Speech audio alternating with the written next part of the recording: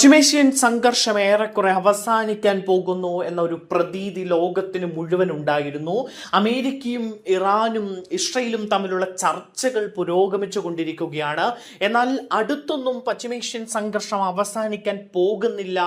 വെറും വാഗ്ദാനങ്ങൾ മാത്രമാണ് ട്രംപും അമേരിക്കയും നൽകുന്നത് എന്ന സൂചന ഇപ്പോൾ പുറത്തു വരുന്നു. സമാധാന ശ്രമങ്ങൾക്കിടെ ഇറാനിൽ വീണ്ടും US ആക്രമണം നടത്തിയിരിക്കുന്നു എന്ന വാർത്ത പുറത്തേക്ക് വരികയാണ്. ഇറാന്റെ സൈനിക കേന്ദ്രങ്ങൾ ലക്ഷ്യം വെച്ച് US ആക്രമണം നടത്തിയെന്നാണ് റിപ്പോർട്ട്.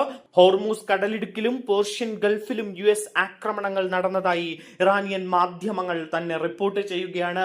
പ്രകോപനമില്ലാതെയാണ് US ആക്രമണം ഉണ്ടായത്. അതേസമയം ഇറാന്റെ ഡ്രോണുകൾ വെടിവെച്ചിട്ടതായി US പറഞ്ഞു. ഇറാനിയൻ തുറമുഖ നഗരമായ ബന്ദർ അബ്ബാസിലെ ഒരു ഗ്രൗണ്ട് കൺട്രോൾ സ്റ്റേഷനും US സൈന്യം ആക്രമിച്ചതായിട്ടുള്ള വാർത്താ ഏജൻസികളുടെ റിപ്പോർട്ട് പുറത്തു വരുന്നുണ്ട്. വെടിനിർത്തൽ കരാർ ലംഘിച്ച് ഇറാൻ ആക്രമണം നടത്തിയെന്നാണ് അമേരിക്ക ആരോപിക്കുന്നത്. US ഇറാൻ ആക്രമണങ്ങളെ തുടർന്ന് ആഗോള എണ്ണവില ഉയർന്നിരിക്കുകയാണ്.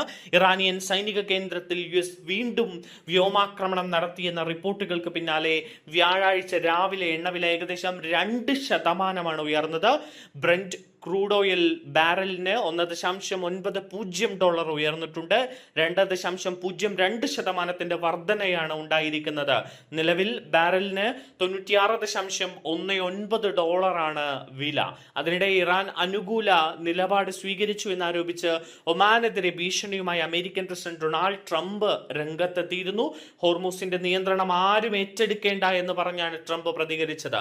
മറ്റ് രാജ്യങ്ങളെ പോലെ പെരുമാറിയില്ല എങ്കിൽ ഒമാനെ തകർക്കേണ്ടി വരുമെന്നാണ് ട്രംപിന്റെ ഭീഷണി. കഴിഞ്ഞ ദിവസം ഹോർമൂസ് കടലിടുക്കിൽ അമേരിക്ക നടത്തിയ വ്യോമാക്രമണത്തിന് പിന്നാലെ കടുത്ത തിരിച്ചടി നേരിടേണ്ടി വരുമെന്ന് ഇറാൻ റവല്യൂഷണറി ആർമി മുന്നറിയിപ്പ് നൽകിയിരുന്നു. അമേരിക്കൻ നീക്കത്തിന് ശക്തമായ ഭാഷയിലാണ് ഇറാൻ മറുപടി നൽകിയത്. വെടിനിർത്തൽ കരാർ ലംഘിച്ചായിരുന്നു ആക്രമണം.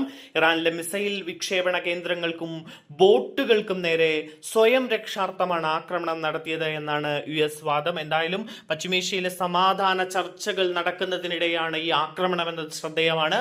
ഇത് വലിയ തിരിച്ചടിയാണ് സമാധാന പ്രതീക്ഷകൾക്ക് നൽകുന്നത്.